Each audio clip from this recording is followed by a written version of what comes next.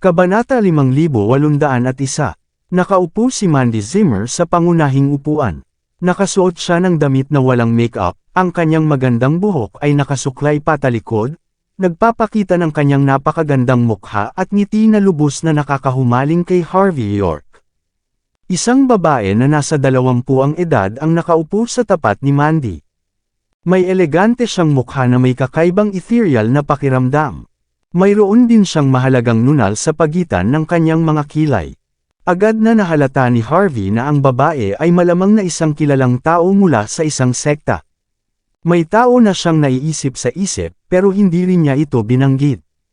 Bukod sa babae, isang pamilyar na mukha ang nasa paligid ng matatag. Si Miley Surrey, ang babae ni Stephen Augustus at ang ika-4 na babae ng pamilyang Surrey ay parang isang kasama na naghahain ng tsaa para kina Mandy at sa ibang babae. Sapat na ang tanawin upang sabihin na ang babae ay may napakalaking pagkakakilanlan. Maiden Julie, narito na si Harvey, sabi ng babaeng nakasuot ng suit matapos dalhin si Harvey. Ngumiti si Mandy nang makita si Harvey. Harvey, natural, hindi na niya mapigilan ang sarili nang makita ulit si Harvey. Nagpakita ng bahagyang ngiti si Harvey. Miss Zimmer, binabayaran niya si Mandy para sa nangyari sa tirahan ng pamilyang Higgs. Hindi makapagsalita si Mandy. Walang puso ang lalaking ito. Kung hindi dahil sa mga tao sa paligid, malamang sinipa na ni Mandy si Harvey ngayon. Hindi ba pwedeng mag-usap lang tayo ng maayos pagkatapos ng ganito katagal Mandy? Siya ba ang taong magpuprotekte sa iyo sa outskirts? Naku, curious na tumitig si Julie Augustus kay Harvey na may pagkamuhi. Dapat mong malaman na malapit nang magkaroon ng gulo sa outskirts. Payat siya. Ano ang magagawa niya para protektahan ka kung may mangyari? Dapat na lang akong kumuha ng isang tao mula sa templo ng Cronan para bantayan ka. Tiningnan ng ibang magagandang babae si Harvey bago nagpakita ng isang nasusuklam na tingin. Siya ba ang taong sinabi ni Mandy na magpuprotekta sa kanya? Masyado na siyang matagal sa malalaking lungsod. Hindi niya alam na napakasama ng lugar sa outskirts. Guwapo siya pero ang isang payat na lalaki na tulad niya ay walang silbi kapag kailangan na siya. Tahimik na naghintay si Miley, ang tanging taong nakakaalam kung gaano kagaling makipaglaban si Harvey, para makita siyang mapahiya. Hindi makapagsalita si Harvey. Sinadya niya ito. Bodyguard niya lang ba ako ngayon? Iniisip mo rin bang hindi niya ako mapoprotektahan? Nagpakita ng isang mapagmataas na tingin si Mandy. Pero sa tingin ko ang kanyang payat na hitsura ay medyo kaakit-akit. Kukunin ko lang siyang gamitin ang kanyang sexual charm kapag nasa problema ako. Nagtawanan ang magagandang babae matapos marinig ang mga salita ni Mandy Zimmer. Nagpakita sila ng malalim na ekspresyon nang tumingin kay Harvey York, iniisip na may iba pa siyang talento. Kung hindi, ang babae ng isa sa 10 pinakamayamang pamilya ay hindi agad siya tatawagin matapos dumating sa outskirts. Hindi rin magpapaliwanag si Miley Surrey para kay Harvey. Sumimangot si Julie Augustus habang sinusuri si Harvey na may hawak na tasa. Alam kong 3 taon ka nang nag-iisa. Alam ko rin na ang maruming asawa mo ay hindi ka kailanman ginagalaw. Dalhin mo na lang ang lalaki kung siya ang nakakapagbigay saya sa iyo. Pero siguraduhin na iyon lang ang dahilan. Hindi na kailangang mag-isip ng sobra. Magagawa natin ang malalaking bagay sa lalong madaling panahon. Magkakaroon ng maraming problema, bukod sa pagpapababa ng ating sarili, ano pa ang magagawa niya? Kung sa akin, bibigyan ko siya ng pera para makalayo na siya. Kung ayaw mo sa mga tao ng templo ng Cronan na magprotekta sa iyo, pwede kitang ipakilala sa iba. Garantisado ko na kaya kanyang protektahan. Pagkatapos ng lahat, walang ordinaryong lalaki ang makakahambing sa kanyang pagkakakilanlan at kasanayan. Kung kailangan mo ng makakasama sa kama, ang taong ito ay mas magaling pa sa iyong kept man. Hindi pa nakikipagtalik si Mandy kanino man. Kahit na may karanasan siya, hindi rin niya kinaya ang usapan. Mali ang pagkakaintindi mo. Ikaw ay isang kilalang tao sa itaas na bilog ng lipunan. Narito ka para kumatawan sa mga interes ng pamilyang Jean. Kahit na maglaro ka ng mas matapang, ang maruming asawa mo ay hindi naman mangangahas na magsabi ng kahit ano. Dapat mo na siyang pinalayas sa pamilya. Ang iyong anyo, ang mukha, at pinagmulan ay mga bagay na pinapangarap ng maraming tao, kahit nasa 10 pinakamayamang pamilya. Seryoso si Julie. Tama, ang taong inimbito ko ay darating na rin. Maaari mo nang abangan iyon. Tama, narito ang kanyang larawan. Tingnan mo. Kinuha ni Julie ang kanyang telepono bago ito inihagis sa mesa. Ngumiti si Harvey kay Mandy nang makita niya ang larawan sa telepono sa sulok ng kanyang mata. Nanigas siya pagkatapos. Rhodes. Imposible na nagkataon lang. Habang nakakunot ang noo ni Harvey, lahat ng magagandang babae ay napasinghap. Ang galing naman, Maiden Julie. Hindi ordinaryong tao ang inimbito mo. Siya ay isang kilalang tao sa outskirts na galing sa 10 pinakamayamang pamilya. Kilala lang namin siya bilang isang arkeologo. Eksperto rin pala siyang manlalaban. Kukuha ka ng isang kilalang tao para protektahan si Mandy. Hindi ba nakakahiya iyon para sa kanya? Ngumiti lang si Julie. May dapat kayong malaman. Si Young Master Rhodes ay itinuturing kong junior. Tinuruan siya sa templo ng Cronan maraming taon na ang nakakaraan. Hindi lang siya bihasa sa mga gawain dito, medyo may talento rin siya sa martial arts. Pero, walang nakakaalam dahil napakamaingat niya. Hayaan mong ipaliwanag ko sa iyo ang mga nagawa ng lalaking ito. Matapos makamit ang mga tagumpay sa templo ng Cronan, ang unang ginawa niya ay nag-iisa niyang sinira ang aming Mokujin Formation. Pagkatapos, umabot siya sa hangganan bago pinatay ang 18 traidor ng templo ng Cronan. Nakipag-duel pa siya kay Stefan na nakatali. Sinasabing naniwala si Stefan na siya ang susunod na Great Wall kung patuloy lang niyang huhubugan ang kanyang kakayahan. Nakakahiya na hindi siya interesado sa martial arts. Nag-e-ensayo lang siya para sa sariling kaligtasan. Gusto niyang sumisid sa mga sinaunang guho, at naghahanap ng mga lihim ng mga sekta na nakatago mula sa mundo. Hindi ko sana siya inirekomenda kay Mandy kung makakahanap ako ng mas mabuting tao na maging bodyguard niya. Una, tumanggi si Rhodes na gawin ito. Pero sinabi niya na ito ay tadhana na siya ay hininga na protektahan si Mandy at maliit na mundo lang ito. At dahil isa rin siyang kasosyo sa negosyo ni Mandy, handa siyang tanggapin ang trabaho. Hindi rin siya humingi ng kapalit. Basta't inimbitahan siya ni Mandy sa isang pagkain. Ang mga mata ng mga babae ay nagliliyab na parang nanunood sila ng isang romansa.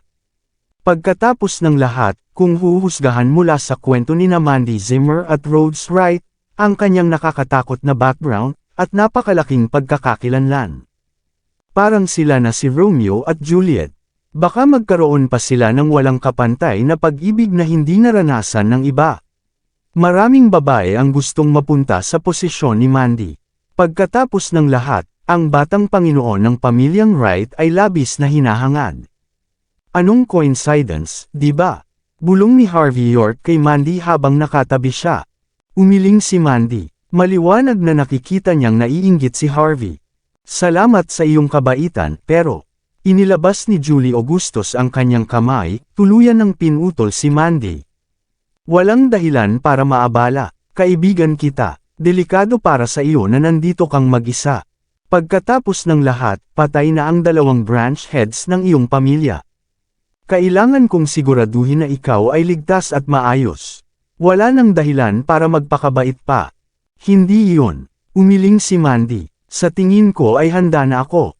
Hindi ko kailangan ng tulong ni Young Master Rhodes.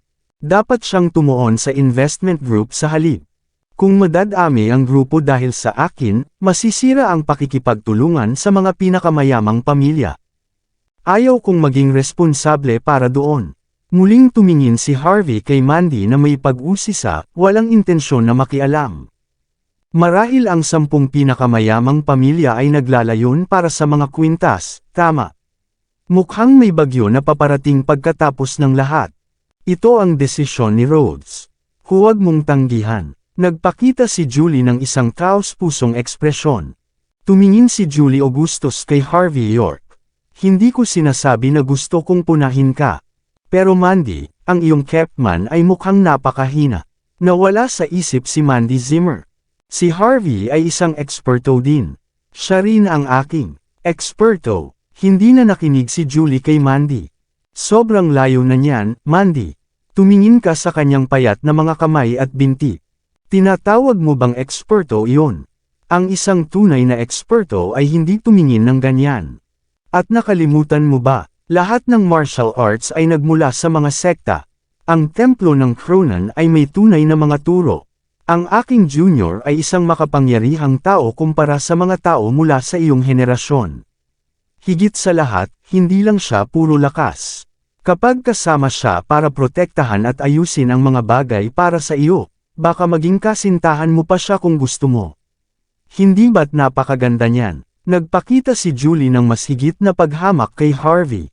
Patuloy na tumango ang ibang mga babae, naniniwala na hindi na sila magkakaroon ng ganitong pagkakataon.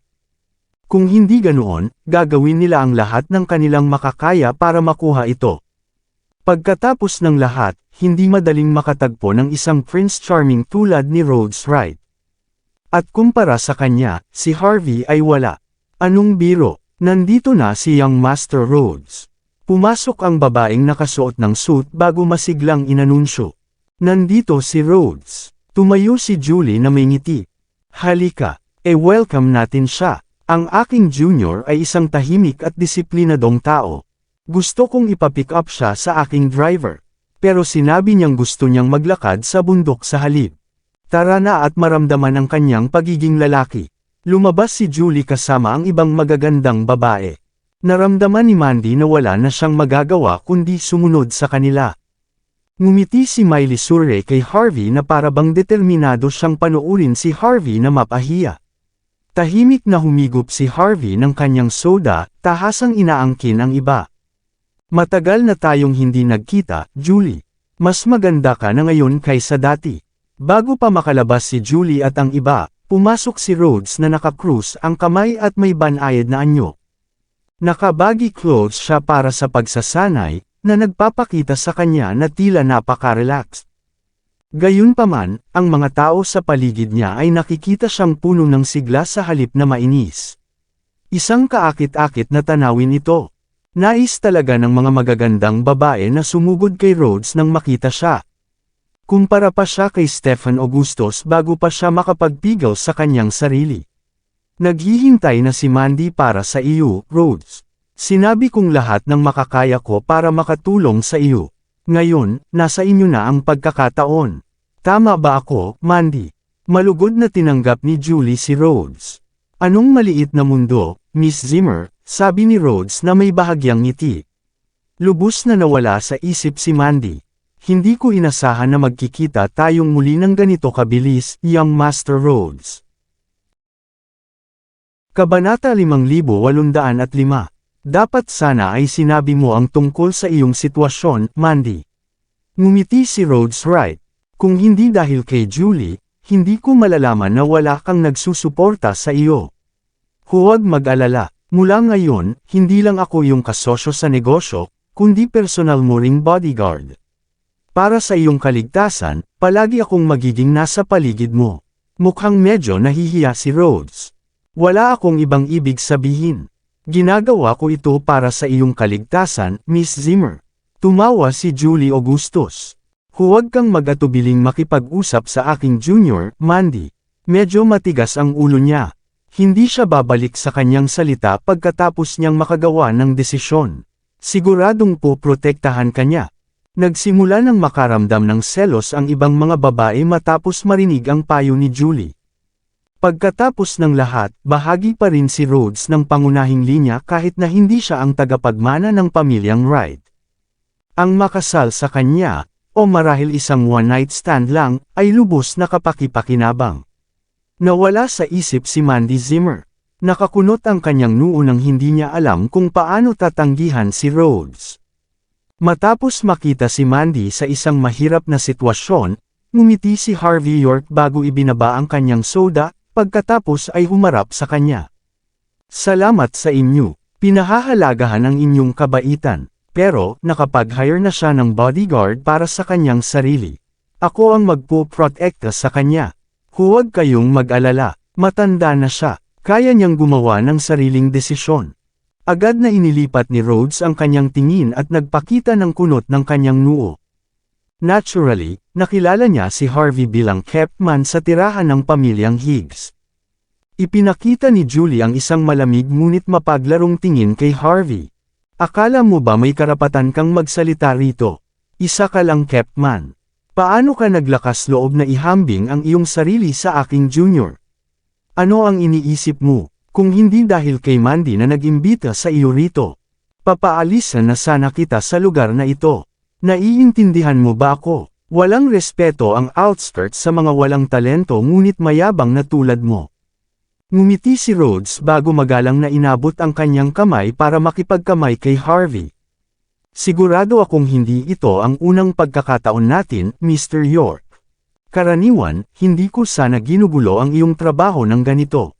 Pero ang pagiging bodyguard at pagiging kept-man ay dalawang magkaibang bagay. Kung gusto mong magampanan ng maayos ang iyong trabaho, kailangan mong magkaroon ng sapat na lakas. Marahil dapat kong makita sa aking sariling mga mata kung talagang mayroon ka nito. Nagsimula si Rhodes na magpatindi ng puwersa sa kanyang pagkakahawak. Medyo naiinis na siya kay Harvey noon pa man. Hindi lang niya gustong mapahiya si Harvey sa harap ng grupo ng magagandang babae, kundi gusto rin niyang pahinain ito. Gumagamit si Rhodes ng maraming lakas. Isa siyang tahimik na martial artist, pero ang kanyang pagsasanay ay hindi rin matatawaran. Ayon sa kanyang karanasan, kayang durugan ang ilang mga bato sa kanyang mga palad, kung gayon, paano pa ang isang simpleng kept-man? Ano ba ang mangyayari sa isang kept-man na tulad ni Harvey kung mawawala ang kanyang kamay? Hindi kailangang mag-alala ang mga kilalang tao tulad ni Rhodes tungkol doon. Para sa kanya, dapat magbayad si Harvey para masira ang kanyang mga plano. Naiintindihan ni Julie ang kanyang junior ng husto, at alam niyang ang tahimik na lalaking ito ay laging mapagmataas. Hindi niya kailanman hahayaang makaligtas ang mga taong nagtangkang sirain ang kanyang mga plano. Iniisip ng ibang mga babae ang bawat posibleng sitwasyon na mangyayari, at hindi nila maintindihan ang kabigatan ng sitwasyon. Ang kanilang mga mukha ay puno lamang ng kagalakan. Paano niya nagawang labanan ang isang kilalang tao tulad ni Rhodes? Tiyak na magdurusa siya, sa isip nila. Hey! Tumawa si Rhodes, at mas lalo niyang hinigpitan ang kanyang kamay, pero pagkatapos ay napagtanto niyang hindi nagbago ang ekspresyon ni Harvey. Tama ka sa sinabi mo, young Master Rhodes, walang pakialam na sabi ni Harvey. Bodyguard ako, hindi kept-man. Kung gusto kong gawin ang aking trabaho, kailangan kong magkaroon ng tunay na pagsasanay sa halip na puro pagpapakita. Dahil kinuha ako ni Mandy, natural lang na mayroon akong mga kasanayan. Ang paglaban sa kanya ng ganyan ay nangangahulugan ng pagwawalang galang sa kanya, pagkatapos ng lahat. Wala namang naramdaman si Harvey tungkol sa ginagawa ni Rhodes. Hindi rin siya lumaban, at ginagawa niya ito para kay Mandy. Kung magpasya siyang bugbugin si Rhodes, mahihirapan siyang ipaliwanag ang mga bagay-bagay. Kasosyo rin siya ni Mandy sa negosyo. Dagdag pa, ayaw niyang makuha ang sobrang atensyon. Ang mga kasanayan, mayroon ka ba niyan? Sinuri ng masama ni Julie si Harvey, at malinaw na duda siya sa mga sinabi ni Harvey.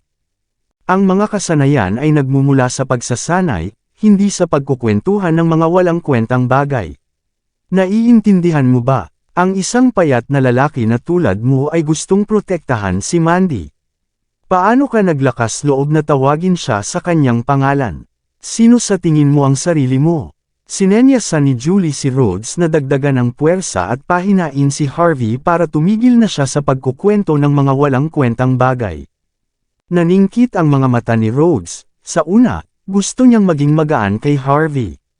Pero patuloy na pinag-uusapan ni Harvey si Mandy nang hindi nabigo. Para kay Rhodes, nagpapakita si Harvey ng hayagang pagwawalang galang sa kanya. Ibinuhos niya ang lahat ng kanyang lakas sa pagpisil ng kamay ni Harvey. Tinitiyak na gugulong si Harvey sa sahig dahil sa sakit. Ngunit ang lakas na iyon ay walang silbi. Nakangiti si Harvey kay Rhodes, na para bang nanunood siya ng isang clown. Naguluhan si Julie. Naiintindihan niya ng husto ang kanyang junior, Alam niyang hindi bibigyan ni Rhodes ng pagkakataon ng isang kept man tulad ni Harvey. Hindi niya maintindihan kung bakit nakakunot ang noo ni Rhodes.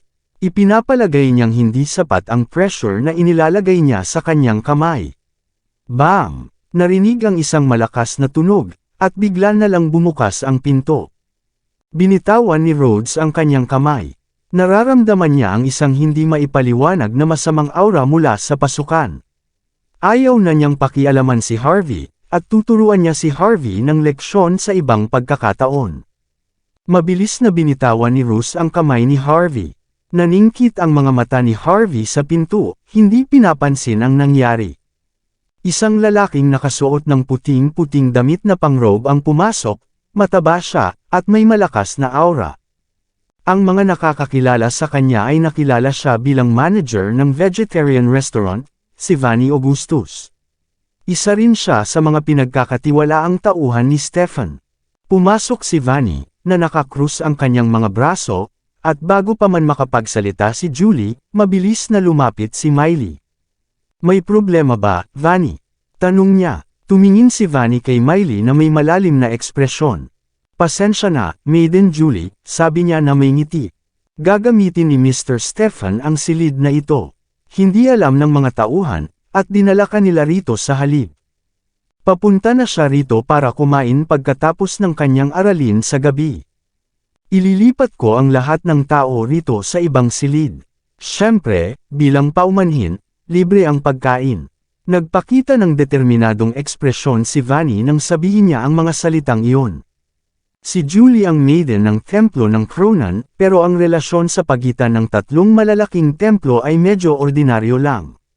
Si Vanny ay kabilang sa templo ng Aner, natural, hindi siya magiging masyadong magalang sa maiden ng templo ng Cronan. Sino sa tingin mo ang sarili mo, Vanny? Agad na dumilim ang mukha ni Julie. Kahit si Stefan mismo ay hindi pwedeng magpalipat sa amin sa ibang silid. Ikaw ay isang manager lang dito, pero pinapalayas mo kami. Sino ang nagbigay sa iyo ng lakas ng loob? Bahagyang ngumiti si Vanny. Hindi ba pwedeng maging makatwiran tayo ng kaunti, Maiden Julie? Ang restaurant na ito ay pag-aari ng templo ng Aner. Pwede naming buksan at isara ito ayon sa gusto namin, at pwede naming papasukin at palayasin ang sinumang gusto namin. Kung hindi ka masaya, dapat magpatayo ng restaurant ang templo ng Cronan at kumain ka doon sa halip. Oh, tama. Nakalimutan kong mas gusto ninyong kumain at matulog sa labas sa halip na kumilos na parang tunay na tao. Bakit hindi mo dalhin ang iyong mga bisita sa labas? Naging pangit ang mukha ni Julie. Paano niya nagawang hindi respetuhin ang isang maiden na tulad ko? Tumayo si Miley, na nakakunot ang noo. Ako ang nag-imbite sa kanila na kumain dito, Van. Maghahain si Mr. Stefan kay Master Tekay ngayong gabi. Pagkatapos ng lahat, babalik si Master Tekay sa Island Nations bukas. O sa tingin mo ba hindi mahalaga ang mga gawain ni Mr. Stefan? Sabi ni Vanny. Agad na tumahimik si Miley. Siyempre, hindi siya utol sa anumang gawin ni Stefan. Naging malungkot si Julie, at gusto niyang kumilos ng husto, pero ang lugar na ito ay pag-aari ng templo ng Aner. Kahit na may malakas siyang pagkakakilanlan, hindi rin siya isang consul. Kumpara kay Stefan, siya ay talagang mas mababa. Kung lalaban siya sa templo ng Aner, kung gayon. Sa sandaling ito, narinig ang mga yabag at masayang pag-uusap mula sa labas. Agad na nagbago ang ekspresyon ni Vanny. Nandito na si Mr. Stefan. Aalis ka ba o hindi? Sigaw niya. Agad na lumala ang mukha ni Julie. Narito lang kami para mag-usap at magmerienda sa hating gabi, Julie. Wala namang pakialam kung saan tayo kakain, sabi ni Mandy na may ngiti. Dahil dito kumakain si Mr. Stefan, hayaan na lang natin siyang kumain dito. Okay lang ba kung kukuha tayo ng ibang silid sa halip, Vanny? Nakangiti si Vanny, at handa na sanang magsalita. Pero si Rhodes, na naghahanap ng pagkakataon para magningning, ang unang lumapit. Mali ang pagkakaintindi mo, Mandy. Malakas ang tatlong malalaking templo sa labas, pero wala silang laban sa 10 pinakamayamang pamilya. Alam kong mabait ka at madaling lapitan, at sa tingin mo ay okay lang na ibigay ang silid. Pero hindi ganoon ang iisipin ng iba. Kung gagawin natin iyon, iisipin nila na ang 10 pinakamayamang pamilya ay mga duwag. Kailangan nating magkaroon ng lakas ng loob.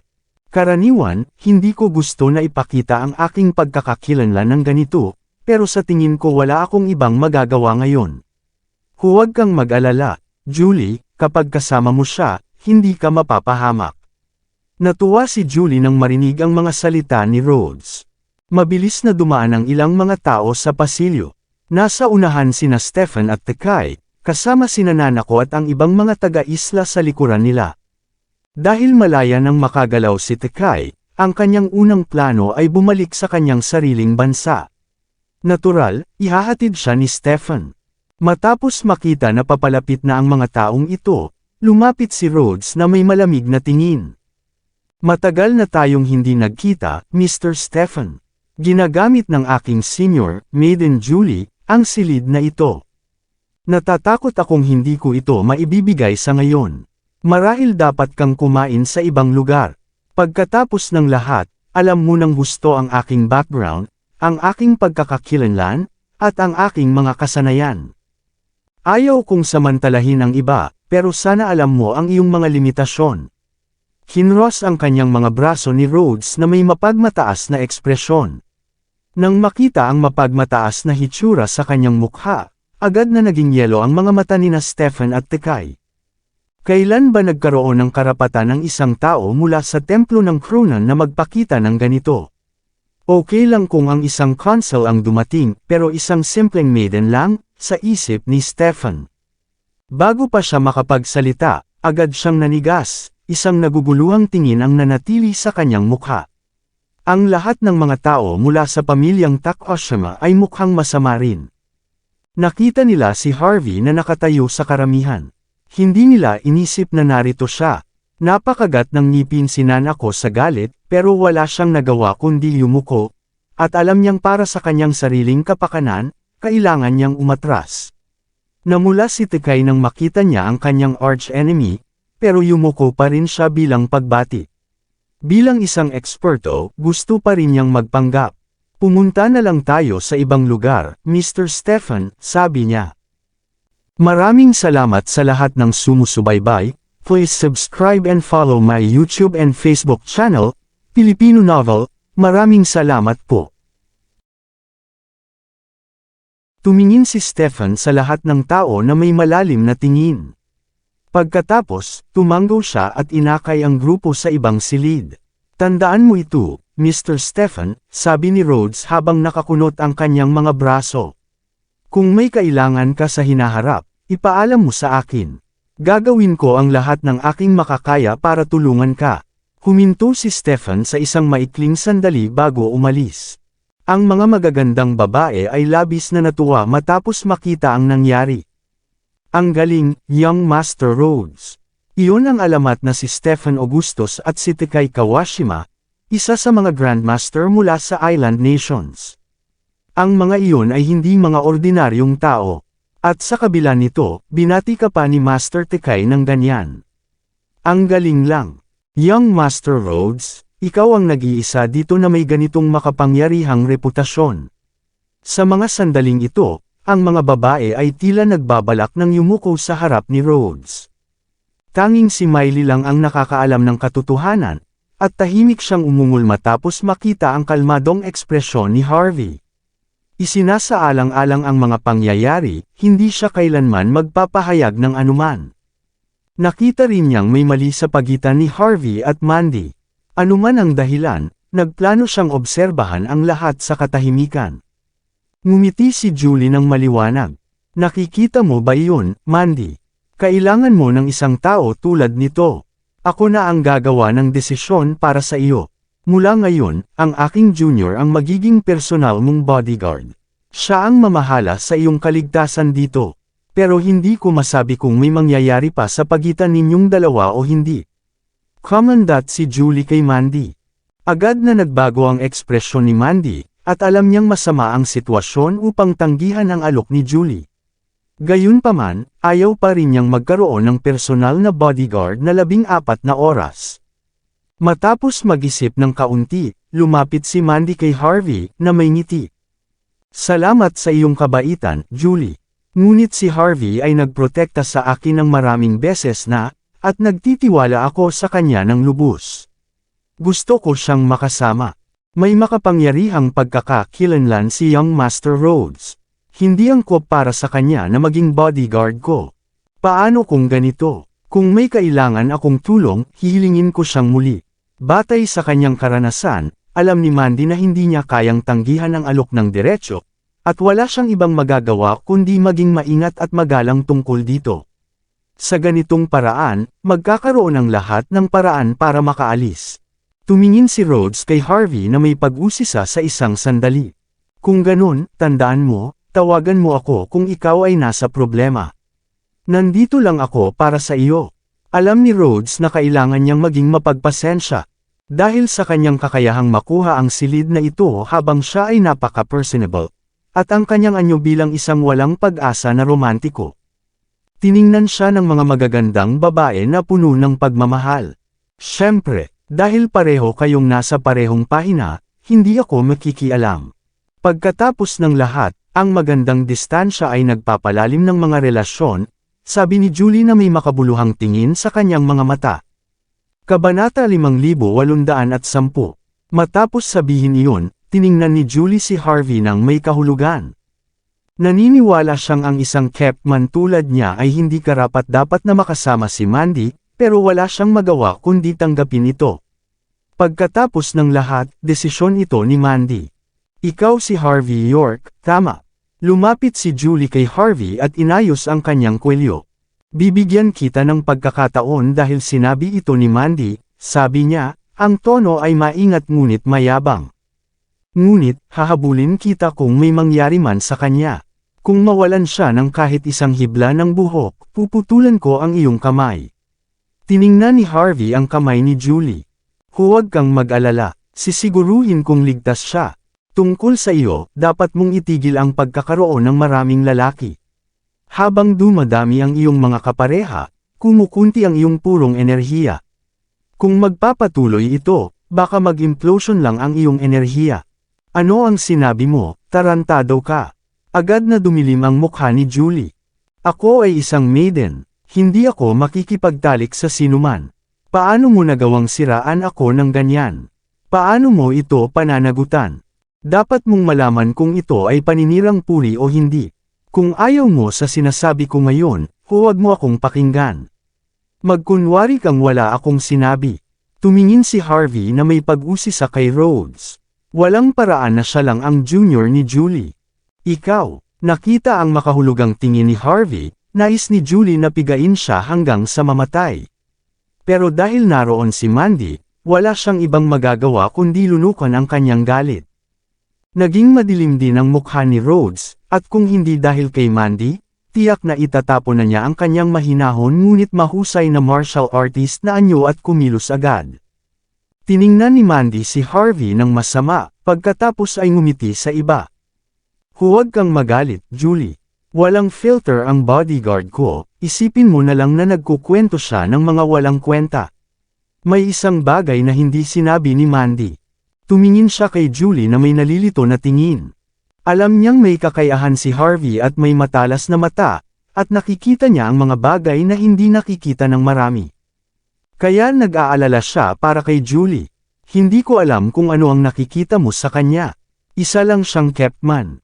Kung hindi dahil sa iyo, sinumang kumikilos ng ganyan sa labas ay talagang magdurusa. Para sa iyong kapakanan, bibigyan ko siya ng pagkakataon. Pero kung mangyari ito ulit, hindi ko masisiguro na mananatiling kalmado ang mga disipulo ng templo ng Cronan. Ganun ba, may isang tao na malapit nang itapon ka sa labas ng lugar. Anong silbi ng magkunwari ngayon? Sabi ni Harvey. Harvey, tama na. Galit na tinignan ni Mandy si Harvey. Ang lalaking ito ay tila handang makipaglaban sa halip na magtiis kahit na kaunti. Napagtagumpayan ko ang mga taong iyon. Ganap na hindi nasira ang reputasyon ng aking senior, sagot ni Rhodes. Siyempre, nagawa mo iyon. Napaka-impressive mo, sabi ni Harvey. Matapos tingnan ni Mandy, wala na siyang magawa kundi umiling ng walang pag-asa, at ayaw niyang makipagtalo pa. Nakita ang tinalo niyang ekspresyon ni Harvey, naging mapagmalaki si Rhodes. Ilabas na ang mga pinggan. Huwag mag-atubili ang lahat, gawin nating isang mahusay na gabi ito. Sabi ni Julie, matapos tingnan si Harvey ng malamig na tingin.